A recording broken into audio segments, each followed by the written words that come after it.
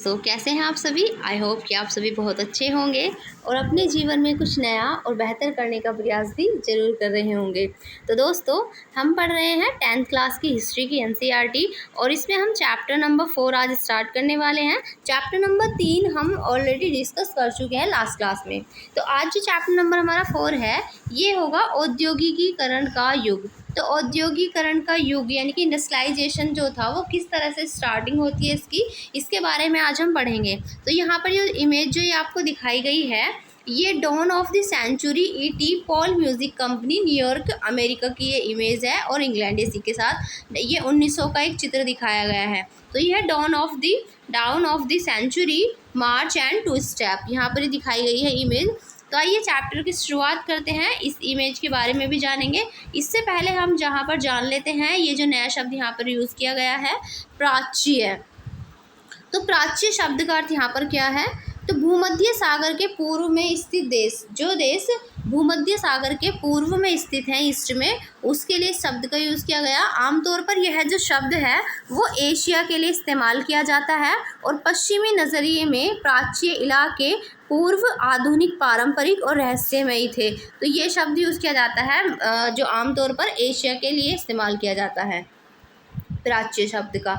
अब हम बात करेंगे यहाँ पर इस चैप्टर की। तो ये ईटी पॉल एक म्यूज़िक कंपनी ने सन 1900 में संगीत की एक किताब प्रकाशित की थी जिसकी जिल्द पर दी गई तस्वीर में नई सदी के उदय यानी कि डॉन ऑफ द सेंचुरी का ऐलान किया गया था। यानी कि ये जो हमने अभी ऊपर इमेज देखी ये डॉन ऑफ द सेंचुरी ये किसको रिप्रेजेंट करती है, तो एक नई सदी के उदय के बारे में बताती है जो कि एक तस्वीर की जिल्द पर लगी हुई थी। तो जैसा कि आपने इस चित्र में देखा कि तस्वीर के मध्य में एक देवी जैसी तस्वीर है और यह देवी हाथ में नई शताब्दी का ध्वजा यानी कि झंडा लिए और प्रगति का फरिश्ता दिखाई देती है। उसका एक पाँव जो है वो पंखों वाले पहिए पर टिका हुआ है और यह जो पहिया है ये समय का प्रतीक है। उसकी उड़ान भविष्य की ओर है और उसके पीछे उन्नति के चिन्ह तैर रहे हैं, रेलवे, कैमरा, मशीनें, प्रिंटिंग प्रेस और कारखाना। देखिए इस इमेज को दोबारा से देखिए, आपको ये सब चीज़ें इसमें आपको फिर से दिखाई देंगी। यहाँ पर अगर आप देखेंगे इस इमेज को तो इस इमेज में यहाँ पर दिखाया गया है आपको कि इसके जो पाँव हैं वो एक पहिए पर टिके हुए हैं। ये देख सकते हैं आप कि ये जो इसके पैर हैं यहाँ पर पहिए पर टिके हुए हैं। साथ ही साथ यहाँ पर कैमरा वगैरह भी दिखाया गया है, आपको मशीनीकरण का युग दिखाया गया है ना। तो ये सब चीज़ें यहाँ पर इस इमेज में हम साफ साफ देख सकते हैं। इसी के साथ मशीन और तकनीक का यह जो महिमा मंडन है इसी की तरह एक और अन्य तस्वीर में और भी ज़्यादा साफ दिखाई देता है। यह तस्वीर एक व्यापारिक पत्रिका के पन्नों पर 100 साल से पहले छपी थी। यानी कि ये जो तस्वीर है ये अब से 100 साल पहले छपी हुई थी। चित्र नंबर 2 की जो हम देखेंगे तो इस तस्वीर में 2 जादूगर दिखाए गए हैं। ऊपर वाले हिस्से में प्राच्य यानी कि ओरिएंट इलाके का अलादीन है जिसने अपने जादुई चिराग से रगड़कर एक भव्य महल का निर्माण कर दिया। नीचे एक आधुनिक मैकेनिक है जो कि अपने आधुनिक औजारों से एक नया जादू रच रहा है। वह पुल, पानी के जहाज, मीनार, गगनचुंबी इमारतें बनाता है। अलादीन पूरब और अतीत की प्रतीक है, मतलब जो अलादीन है वो पूरब और अतीत का प्रतीक है और मैकेनिक जो है ये पश्चिम और आधुनिकता का प्रतीक है। जिस तरह से हम देखते हैं भाई जो वो रहता था अलादीन, वो चिराग घिसो आपको जो आप कहते थे वो बनाता था एक तरह से, लेकिन यहाँ पर जो आज का अलादीन है वो जो है वो एक मैकेनिक के रूप में आप उसको देख सकते हैं। तो यहाँ पर वो पानी के जहाज बनाता है, पुल बनाता है, मीनार बनाता है और ऊंची ऊंची इमारतें बनाता है जो गगन को छूती हुई हमें दिखाई देती है, पूरे आकाश तक मिलती हुई प्रतीत होती हैं। तो ये जो तस्वीरें हैं आधुनिक विश्व की विजय गाथा कहती हैं। इस गाथा में आधुनिक विश्व द्रुत तकनीकी बदलावों व आविष्कारों, मशीनों व कारखानों, रेलवे और वाष्पोतों की दुनिया के रूप में दर्शाया गया है। इसमें औद्योगिकरण का एक इतिहास विकास की कहानी के रूप में सामने आता है और आधुनिक युग की तकनीकी प्रगति के भव्य युग के रूप में उभरता है। अब ये जो छवियां हैं, अब ये छवियां और ये संबंध लोक मानस का हिस्सा बन चुके हैं। क्या आप भी तेज औद्योगिकीकरण की प्रगति व आधुनिकता के काल के रूप में नहीं देखते? मतलब औद्योगिकरण की अगर बात की जाए तो औद्योगिकीकरण को आधुनिकता के काल के रूप में क्या आप देखते हैं या नहीं? आपको क्या लगता है, क्या आपको नहीं लगता कि ये जो रेलवे हैं, फैक्ट्रियों का निर्माण है, गगनचुंबी इमारतें हैं और पुलों का विस्तार ये समाज के विकास का घोतक होता है? ये छवियाँ किस प्रकार विकसित हुई और इन विचारों से हमारा क्या संबंध है? क्या औद्योगिकरण के तीव्र तकनीकी विकास हमेशा ज़रूरी होते हैं? क्या आज भी हम तमाम तरह के कामों के दिनों दिन बढ़ते मशीनीकरण का गुणगान कर सकते हैं? औद्योगिकीकरण से लोगों की ज़िंदगी पर क्या असर पड़ा? और ऐसे ही सवालों का जवाब देने के लिए हमें औद्योगिकीकरण के इतिहास को समझना पड़ेगा कि आखिरकार औद्योगिकीकरण है क्या। तो इस चैप्टर में हम ये सब कुछ जानेंगे। यहाँ पर अगर आप इस चित्र को देख रहे हैं तो ये चित्र देखिए, ये यहाँ पर दो जादूगर दिखाए गए हैं। ये इनलैंड प्रिंटर्स में प्रकाशित है। तो यहाँ पर आप मैकेनिक को देख सकते हैं, ये यहाँ पर बनाने की तैयारी कर रहे हैं। यहाँ पर देखिए ये पुल का निर्माण किया गया है, ये इमारतें दिखाई गई हैं और इसी के साथ साथ यहाँ पर जलपोत यानी कि जल में तैरने वाले जो जहाज हैं वो भी दिखाए गए हैं। तो इस तरह के ये यहाँ पर बनने स्टार्ट हो गए। तो यहाँ पर इस अध्याय में हम यही पढ़ेंगे कि यहाँ हम दुनिया के पहले औद्योगिक राष्ट्र ब्रिटेन और उसके बाद भारत में औद्योगिकरण का अध्ययन करेंगे, जहाँ औद्योगिक बदलावों का पैटर्न औपनिवेशिक शासन से ही तय हो रहा था। यानी कि जो हमारा औद्योगिकरण हो रहा था वो किस पैटर्न से, वो हमारे यहाँ पर औपनिवेशिक शासन से ही तय हो रहा था। इसके बारे में हम पढ़ेंगे। तो अब हम पढ़ेंगे पहले यहाँ पर औद्योगिक क्रांति से पहले, यानी कि जब औद्योगिक क्रांति हुई थी तो उससे पहले की हम बात पढ़ेंगे। तो औद्योगिकरण को अक्सर हम कारखानों के विकास के साथ जोड़कर ही देखते हैं। जब हम औद्योगिक उत्पाद की बात करते हैं तो हमारा आशय फैक्ट्रियों में होने वाले उत्पादन से होता है, और जब हम औद्योगिक मजदूरों की बात करते हैं तो हमारा आशय कारखानों में काम करने वाले मजदूरों से ही होता है। औद्योगिकरण के इतिहास अक्सर प्रारंभिक फैक्ट्रियों की स्थापना से शुरू होते हैं। तो औद्योगिकरण का इतिहास जो स्टार्टिंग होती है इसकी, वो किससे होती है? प्रारंभिक जो फैक्ट्रियाँ थी उनकी स्थापना से ही शुरू होती है। और औद्योगिकीकरण को हम किसके रूप में देखते हैं? तो जो कारखानों का विकास है इसके साथ ही हम जोड़ के देखते हैं औद्योगिकीकरण को। इसी के साथ इस सोच पर तो यहाँ पर जो हमने देखा अभी कि यहाँ पर बात की गई थी कि जो औद्योगिकरण है इसके इतिहास अक्सर जो प्रारंभिक फैक्ट्रियाँ थी इनकी स्थापना से शुरू होते हैं। पर इस सोच में एक समस्या है। इस सोच में क्या समस्या है? दरअसल इंग्लैंड में और यूरोप में फैक्ट्रियों की स्थापना से पहले ही अंतर्राष्ट्रीय बाजार के लिए बड़े पैमाने पर औद्योगिक उत्पादन जो था वो होने लगा था। यानी कि इंटरनेशनल लेवल पर ये जो इंग्लैंड और यूरोप की जो फैक्ट्रियाँ हैं इनसे पहले भी यहाँ पर क्या होना शुरू हो गया था? औद्योगिक उत्पादन होने लगा था। तो यह उत्पादन फैक्ट्रियों में नहीं होता था। बहुत सारे इतिहासकार औद्योगिकरण के इस चरण को आदि औद्योगिकरण यानी कि प्रोटो इंडस्ट्रियलाइजेशन का नाम देते हैं। यानी कि पहले से ही जो इंडस्ट्रियलाइजेशन है इससे पहले का जो टाइम है इसको प्रोटो इंडस्ट्रियलाइजेशन कहा गया, क्योंकि ये औद्योगिकरण से पहले से ही यहाँ पर था। तो आदि का मतलब क्या होता है? आदि का मतलब होता है किसी चीज़ की पहली या प्रारंभिक अवस्था का जो संकेत हमें देता है उसी को हम कहते हैं आदि।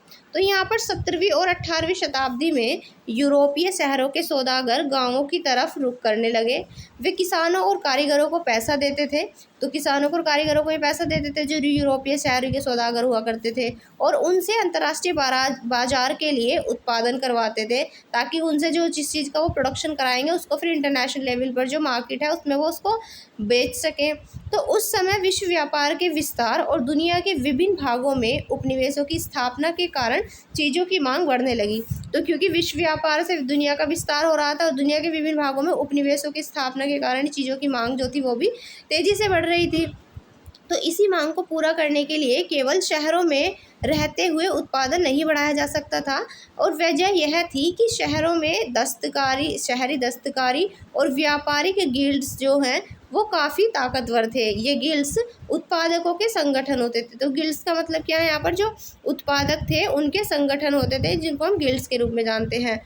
तो गिल्ड्स से जुड़े उत्पादक कारीगरों को प्रशिक्षण देते थे, यानी कि उनको ट्रेंड करते थे, और उत्पादकों पर वो अपना नियंत्रण रखते थे, प्रतिस्पर्धा और मूल्य तय करते थे, तथा व्यवसाय में नए लोगों को आने से वो लोग रोकते थे। शासकों ने भी विभिन्न गिल्ड्स को खास उत्पादों के उत्पादन और व्यापार का एक अधिकार दिया हुआ था। यानी कि उन्हीं का अधिकार था, उस पर एक अधिकार कि जिस पर किसी और का अधिकार ना हो, केवल उन्हीं का अधिकार हो। फलस्वरूप यानी कि इसके बाद क्या होता है? एक नए व्यापारी तो जो यहाँ पर नए व्यापारी हैं वो शहरों में कारोबार नहीं कर सकते थे, जो नए व्यापारी थे, इसलिए वे गाँवों की तरफ जाने लगे थे। गाँवों में जो गरीब काश्तकार और दस्तकार सौदागरों के लिए काम करने लगे। तो गाँवों में जो गरीब काश्तकार थे और दस्तकार थे वो इन सौदागरों के लिए इन्होंने काम करना स्टार्ट किया।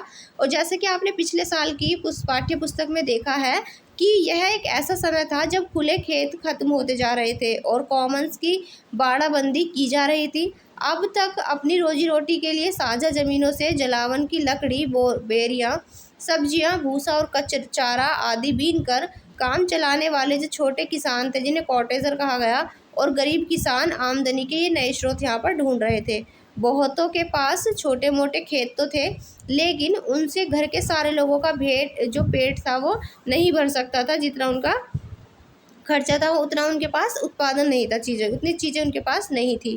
तो इसलिए जब सौदागर वहाँ पर आए और उन्होंने माल पैदा करने के लिए पेशगी रकम दी तो किसान फ़ौरन से तैयार हो गए और सौदागरों के लिए इन्होंने काम करते हुए वे गांव में ही रहते हुए अपने छोटे छोटे खेतों को संभाल सकते थे। यानी कि जब उन्हें पैसा मिला तो उन्होंने काम करने के लिए हाँ कर दिया और वो गांव में रहते हुए इन सबको संभालने लगे।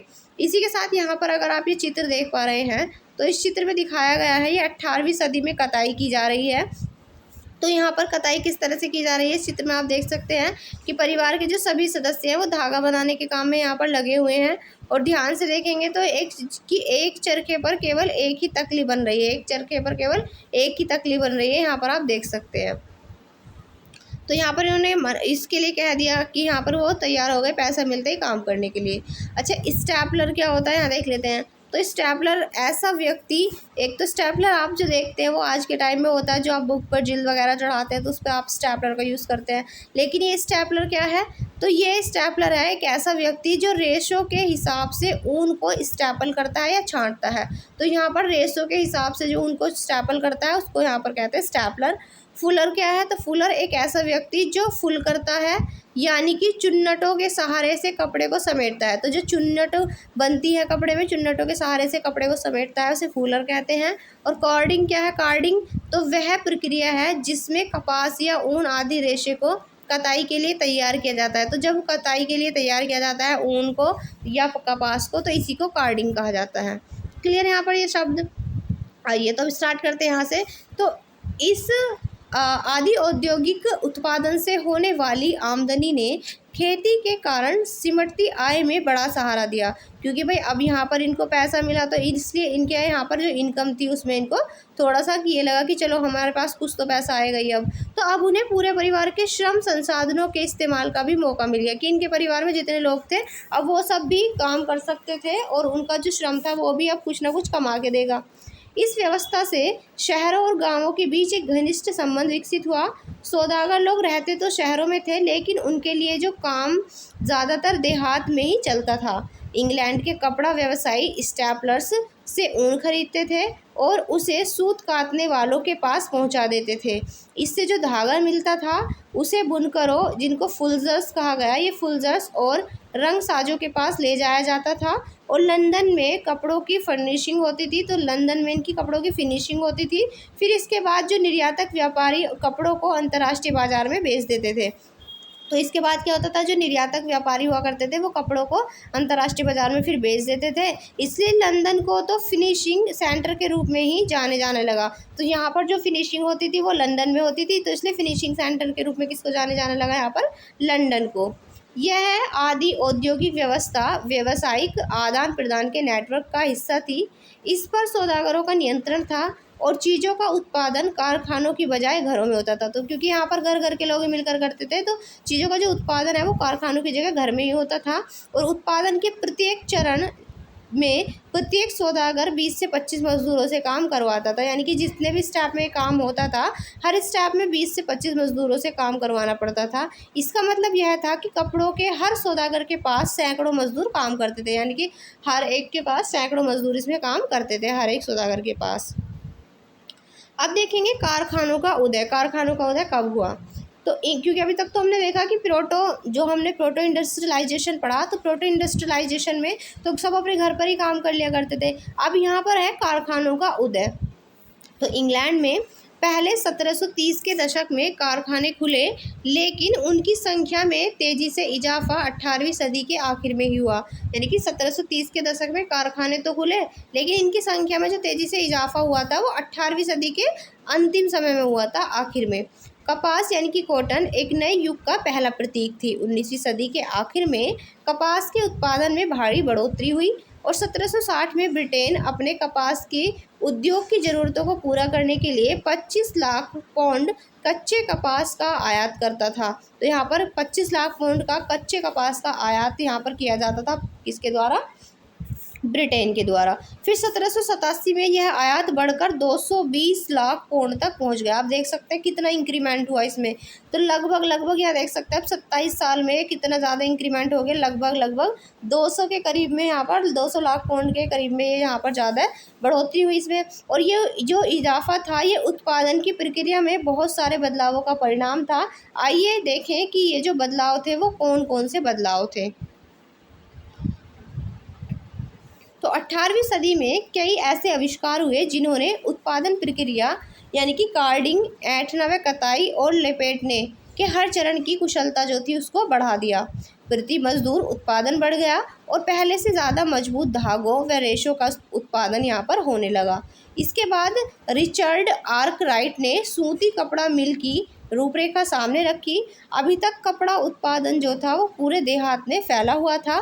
यह काम लोग अपने घर पर करते थे, अपने घर पर करते थे, लेकिन अब महंगी और नई मशीनें खरीद कर उन्हें कारखानों में लगाया जा सकता था। कारखाने में सारी प्रक्रियाएं एक छत के नीचे और एक मालिक के हाथों में ही आ गई।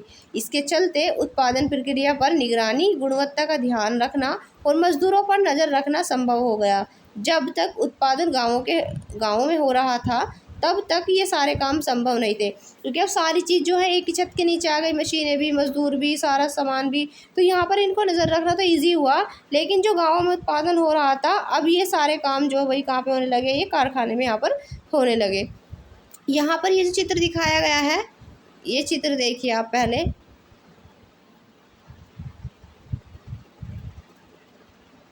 देखिए ये है लंकाशायर की एक कॉटन मिल। तो ये कॉटन मिल है, ये C.E. टर्नर के द्वारा बनाया गया ये चित्र है। तो कलाकार ने कहा, इसमें क्या कहा कलाकार ने कि अगर उस नम मौसम की नज़र से देखें जिसके कारण लंकाशायर दुनिया में सूत कताई के लिए सबसे आदर्श स्थान बनता है, तो शाम के धुंधलके में दमकता कॉटन मिल सबसे शानदार नज़ारा यहाँ पर दिखाई देता है। तो ये कॉटन मिल दिखाई गई है यहाँ पर। इसी के साथ यहाँ पर 19वीं सदी की जब शुरुआत होती है, तो 19वीं सदी की शुरुआत में कारखाने इंग्लैंड के भूदृश्य का अभिन्न अंग बन गए थे। जो कारखाने, क्योंकि वहाँ पर एक बड़े लेवल पर दिखाई देने लगे थे भूमि पर, तो वहाँ पर एक इसका अभिन्न अंग बन गए थे इंग्लैंड का। और ये कारखाने इतने विशाल, इतने ह्यूज और नई प्रौद्योगिकी की ताकत इतनी जादुई दिखाई देती थी कि उस समय के लोगों की जो आंखें थी वो चौंधिया जाती थी और लोगों का ध्यान कारखानों पर ही टिका रह जाता था। वे इस बात को मानो भूल ही जाते थे कि उनकी आंखों से ओझल गलियों और वर्कशॉप्स में अभी भी उत्पादन चालू है। तो इनको ऐसा लगता था। अब देखेंगे औद्योगिक परिवर्तन की रफ्तार, किस तरह से औद्योगिक परिवर्तन होता है, किस तरह से रफ्तार पकड़ता है। तो औद्योगिकीकरण की जो प्रक्रिया है वो कितनी तेज़ थी। क्या औद्योगिकीकरण का मतलब केवल फैक्ट्री उद्योगों के विकास तक ही सीमित था या इससे भी कुछ ज़्यादा था। तो यहाँ पर आप ये चित्र देखिए, ये औद्योगिक मैनचेस्टर M. जैक्सन का चित्र है। द इलस्ट्रेंड लंदन न्यूज़ 1857 का ये चित्र है। ये धुआं छोड़ दी चिमनियाँ औद्योगिक इलाकों की जो नई पहचान ये बन गई थी। तो ये धुआं छोड़ रही हैं चिमनियाँ, जो कि इनकी नई पहचान बनी, क्योंकि देखिए भाई जहाँ से काम होगा तो कारखानों से ये धुआं निकलता हुआ आपको इतनी सारी चिमनियाँ दिखाई दे रही होंगी। तो सबसे पहला क्या था इसमें, पहला था सूती उद्योग और कपास उद्योग। ब्रिटेन के सबसे फलते फूलते उद्योग थे कौन कौन से, तो सूती उद्योग और दूसरा कपास उद्योग।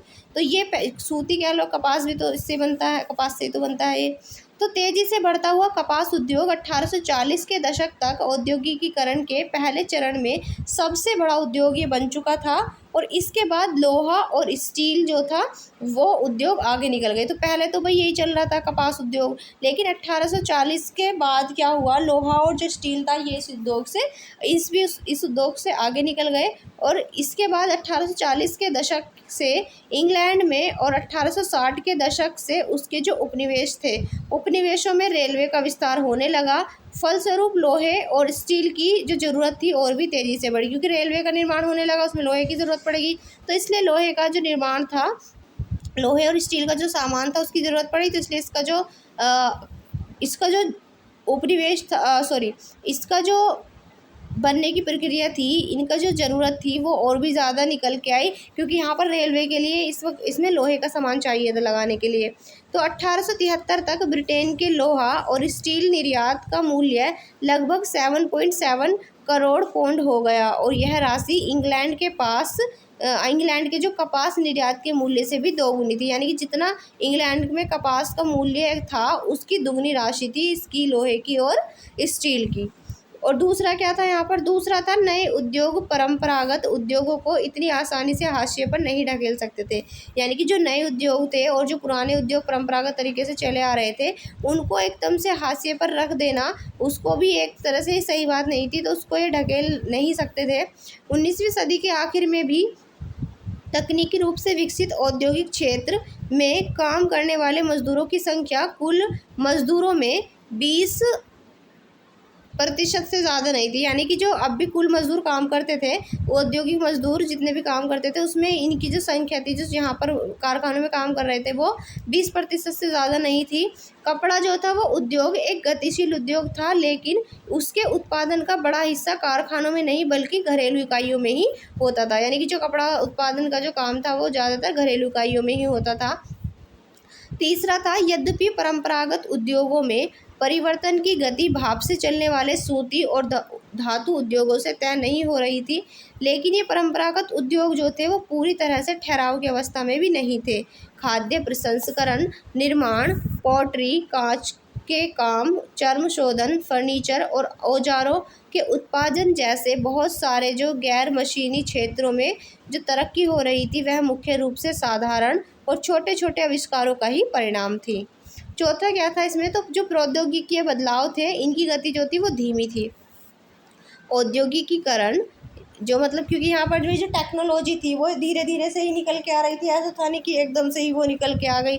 तो इसमें जो बदलाव थे वो धीरे धीरे हो रहे थे, धीमी गति थी। और औद्योगिक भूदृश्य पर ये बदलाव नाटकीय तेज़ी से नहीं फैले। नई तकनीक महंगी थी, सौदागर व व्यापारी उनके इस्तेमाल के सवाल पर फूंक फूंक कर कदम बढ़ाते थे। मशीनें अक्सर ख़राब हो जाती थी और उनकी जो मरम्मत थी उस पर काफ़ी खर्चा आता था। वे उतनी भी अच्छी नहीं थी जितना उनके आविष्कारों और निर्माताओं का दावा था। यानी कि जो मशीनें थी वो इतनी अच्छी भी नहीं थी जितना उनके जो इन्वेंशन थे वो बताते थे, जिन्होंने उनको इन्वेंट किया था कि बहुत अच्छी है। तो मशीनें उतनी अच्छी नहीं हुआ करती थी। जो सौदागर और व्यापारी थे वो उनके इस्तेमाल पर भी क्या करते थे, इस्तेमाल के सवाल पर भी फूंक फूंक कर कदम बढ़ाते थे। उन्हें डर था कि कहीं ये जल्दी से ख़राब ना हो जाए, क्योंकि मशीनें जो थी वो जल्दी से अक्सर वो ख़राब हो जाती थी और फिर उनकी मरम्मत कराने में ज़्यादा खर्चा आता था, तो इससे भी डरते थे वो लोग। तो यहाँ पर पहले आप ये चित्र देखिए, जो चित्र दिखाया गया है ये इंग्लैंड में एक रेलवे कारखाने में यहाँ पर फिटिंग शॉप दिखाई गई है। इस फिटिंग शॉप में नए लोकोमोटिव इंजन बनाए जाते थे और पुरानों की मरम्मत की जाती थी। तो ये लोकोमोटिव, यहाँ पर लोहे का सामान बनाया जा रहा है। तो यहाँ पर हमने देखा कि जो मशीनें थी उनकी मरम्मत कराने में भी काफ़ी खर्चा आता था, तो लोगों को इस बात का भी डर रहता था। तो इस बात को समझने के लिए आइए भाप के इंजन का उदाहरण लें। जेम्स वॉट ने न्यूकॉमेन द्वारा बनाए गए भाप के इंजन में सुधार किए और 1871 में नए इंजन को पेटेंट करा लिया।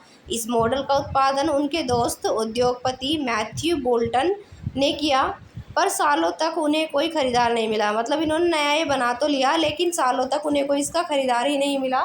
फिर 19वीं सदी की शुरुआत तक पूरे इंग्लैंड में भाप के सिर्फ 321 इंजन थे। यानी कि यहाँ पर अगर बात की जाए 19वीं सदी की स्टार्टिंग की, तो पूरे इंग्लैंड में भाप के 321 इंजन ही थे टोटल। और इनमें से 80 इंजन सूती उद्योगों में और 9 जो थे वो ऊन उद्योगों में। यानी कि 80 इंजन तो लगे थे सूती उद्योगों में, 9 लगे हुए थे ऊन उद्योगों में, और जो बाकी सारे इंजन थे वो खनन, नहर निर्माण और लौह कार्यों में इस्तेमाल हो रहे थे। और किसी उद्योग में भाप के इंजनों का इस्तेमाल काफ़ी समय तक भी नहीं हुआ।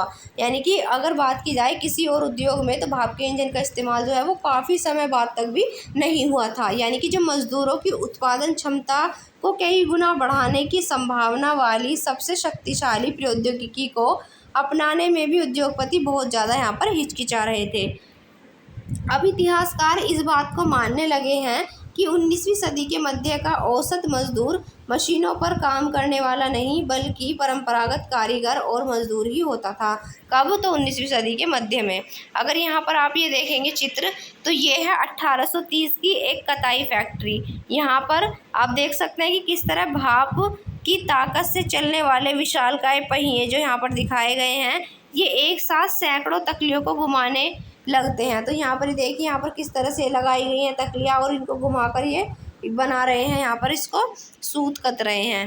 तो आप देख सकते हैं भाई यहाँ पर बहुत सारे जो लोग एक काम करते थे, यहाँ पर मशीनों ने उन बहुत सारे लोगों की जगह यहाँ पर मशीनें यहाँ पर लग गई हैं, जिससे कि लोगों का जो संख्या थी यहाँ पर मशीनों में, तो आपको पता ही है लोगों की जो संख्या होगी वो कम हो जाएगी, क्योंकि मशीन ही इतना ज़्यादा काम कर लेती है जिसमें बहुत सारे लोगों की ज़रूरत हो, वहाँ खाली मशीन ही काम कर रही थी। लेकिन फिर भी जो 19वीं सदी तक हम देखते हैं, 19वीं सदी के स्टार्टिंग तक, मध्य तक भी, बल्कि इनफैक्ट कि यहाँ पर जो मज़दूर थे उन्हें ही प्रेफरेंस मिल रही थी इंस्टेड ऑफ मशीन, क्योंकि मशीन एक तो महंगी होती थी और फिर उनकी मरम्मत भी कराई जाती थी, तो उसमें बहुत खर्चा आता था और ये ज़्यादा जो थे कॉस्टली पड़ती थी इनकी मरम्मत कराना भी।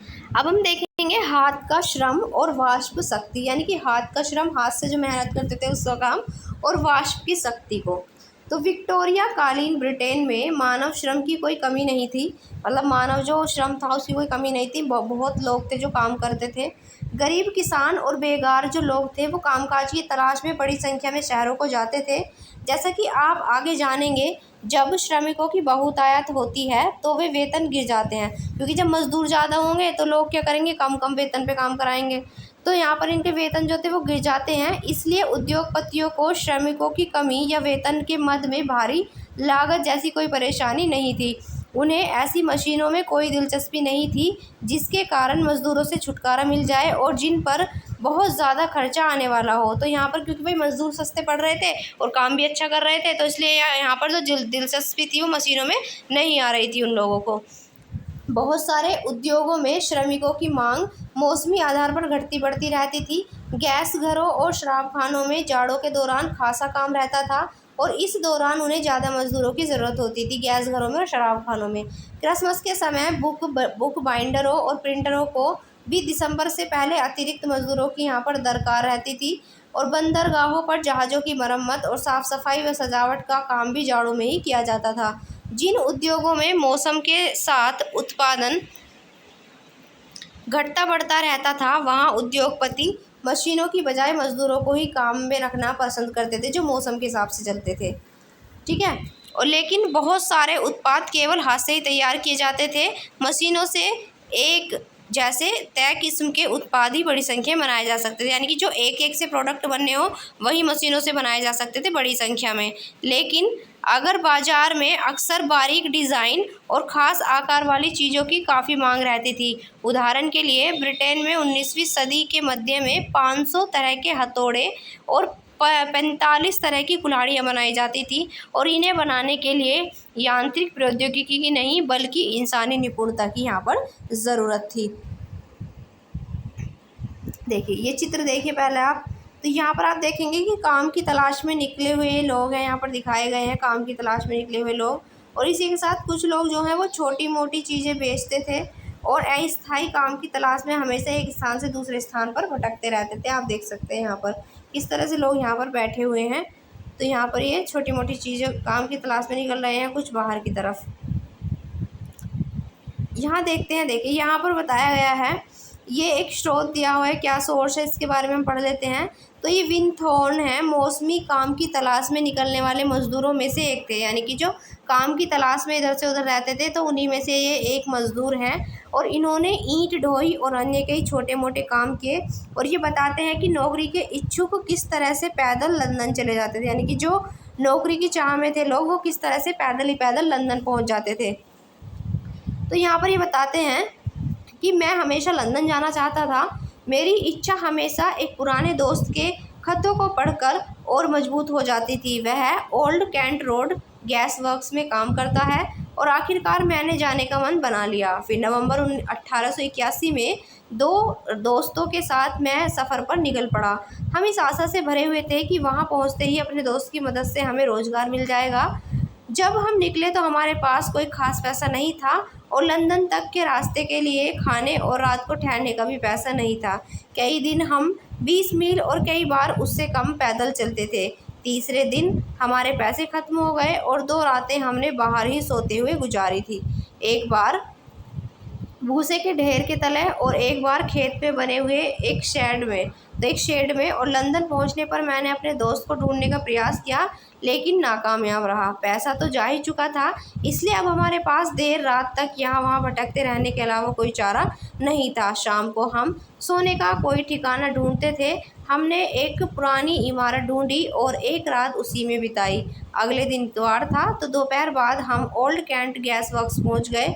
वहाँ हमने काम के लिए अर्जी दे दी। यह देखकर मेरे अचरज की सीमा न रही कि हम जिसे ढूंढ रहे थे वह भी वहीं पर काम कर रहा था। उसने फोरमैन से बात की और मुझे नौकरी पर वहाँ पर रख लिया गया। तो यहाँ पर बड़ी तादाद में लोग जाते थे काम के लिए लंदन में, जो कि पैदल ही निकल पड़ते थे।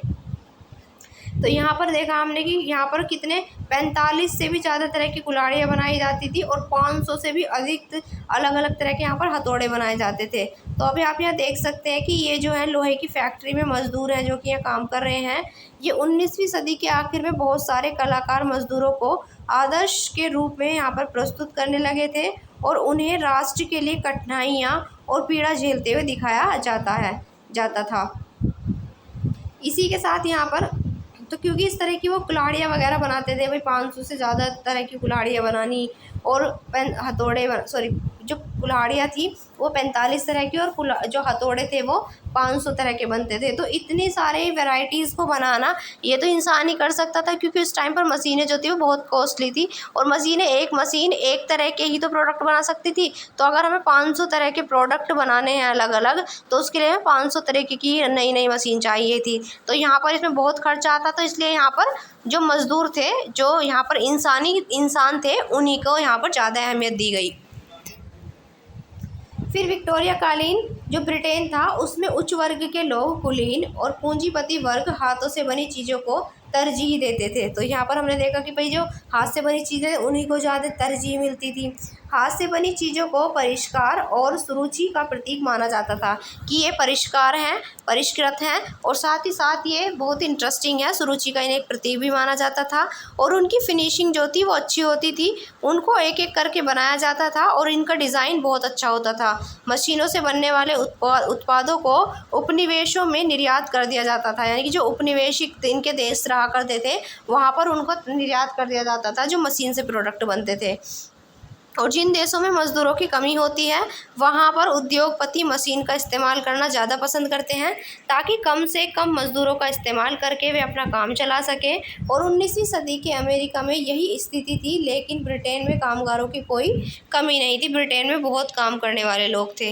अब हम देखेंगे यहाँ पर मज़दूरों की ज़िंदगी किस तरह की थी।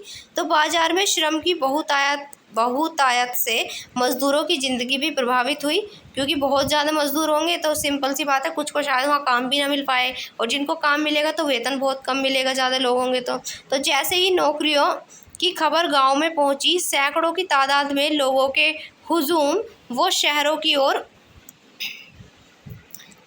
चल पड़े। तो जैसे खबर मिलती है तो लोग क्या करते हैं, सैकड़ों की तादाद में वो शहरों की तरफ चल पड़ते हैं। यहाँ पर ये चित्र देखिए आप, ये बेघर और भूखे लोग यहाँ पर दिखाए गए हैं। ये सैमुअल ल्यूक फिल्देस की पेंटिंग यहाँ पर दिखाई गई है।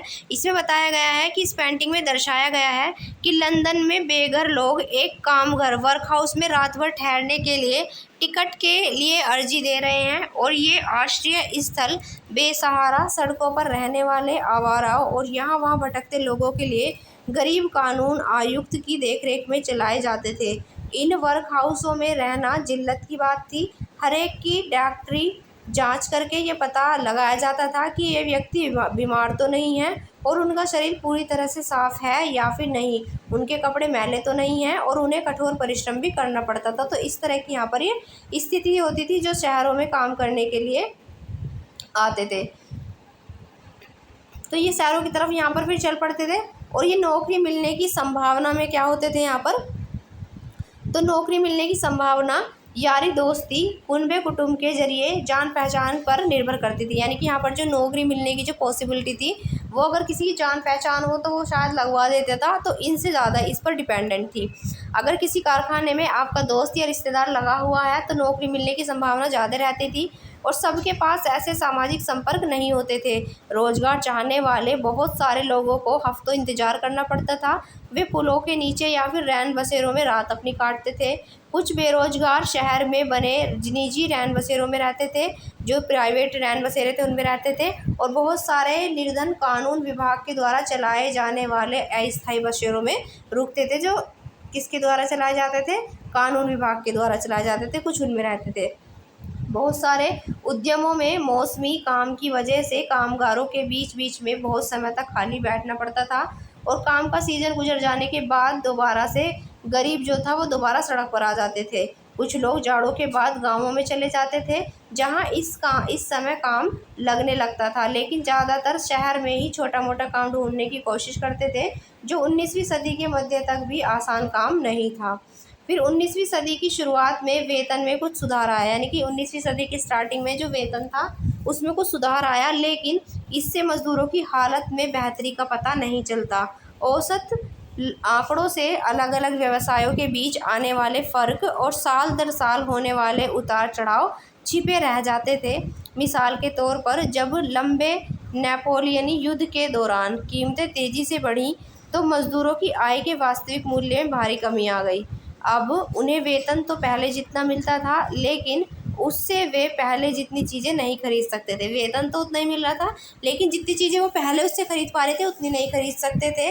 मज़दूरों की आमदनी भी सिर्फ वेतन की दर पर ही निर्भर नहीं होती थी, रोजगार की अवधि भी बहुत महत्वपूर्ण थी। मज़दूरों की औसत दैनिक आय इससे तय होती थी, इनकी जो डेली आय थी वो किससे तय होती थी, औसत दैनिक जो आय थी वो इससे तय होती थी कि उन्होंने कितने घंटे काम किया है। तो इससे तय होती थी कि उन्होंने कितने घंटे काम किया है।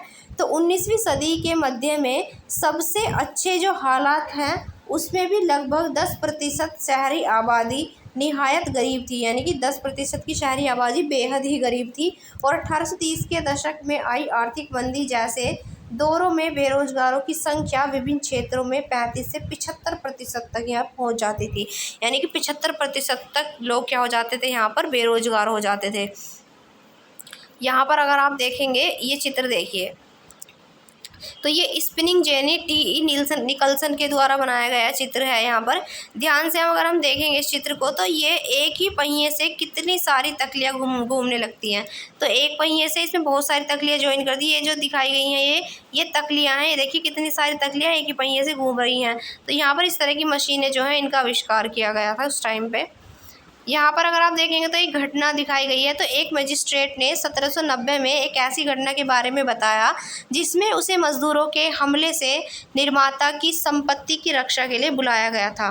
तो यहाँ पर कोयला मज़दूरों और उनकी बीवियों के गिरोह की परेशानी के कारण, क्योंकि उनकी बीवियों का काम स्पिनिंग इंजन के कारण छिन गया था और शुरू में वे बड़े अड़ियल ढंग से आगे बढ़े। ऊन उत्पादन में अभी अपनाई गई जो मशीनों को वे टुकड़े टुकड़े कर देना चाहते थे, क्योंकि उनकी वजह से शारीरिक श्रम की मांग घटने लगी थी। क्योंकि मशीन आई तो लोगों को हटा दिया गया। और औरतों ने यहाँ पर हंगामा मचाया हुआ था जो आदमी थे, आदमियों को समझाना आसान था, इसलिए कुछ खींचतान के बाद उन्हें शांतिपूर्वक घर जाने के लिए तैयार कर लिया गया। तो देख सकते हैं आप मशीनों के आने के कारण यहाँ पर इस तरह के भी कृत्य हुए।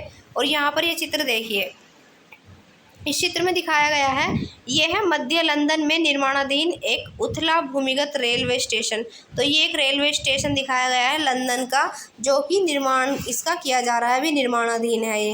तो इसमें 1850 के दशक से पहले पूरे लंदन में रेलवे स्टेशन बनने लगे थे, यानी कि 1850 के दशक में क्या हुआ था, सारे लंदन में रेलवे स्टेशन बनने लगे थे। तो इसका मतलब ये था कि सुरंगें जो बनाने, देखिए सुरंग दिख रही होगी आपको सुरंग में जाती हुई। तो ये यहाँ पर ये देखिए, इस वाले चित्र में यहाँ देखेंगे आप, तो आपको अंदर से जाता हुआ रास्ता दिख रहा होगा। तो ये क्या बन रही है यहाँ पर, सुरंग।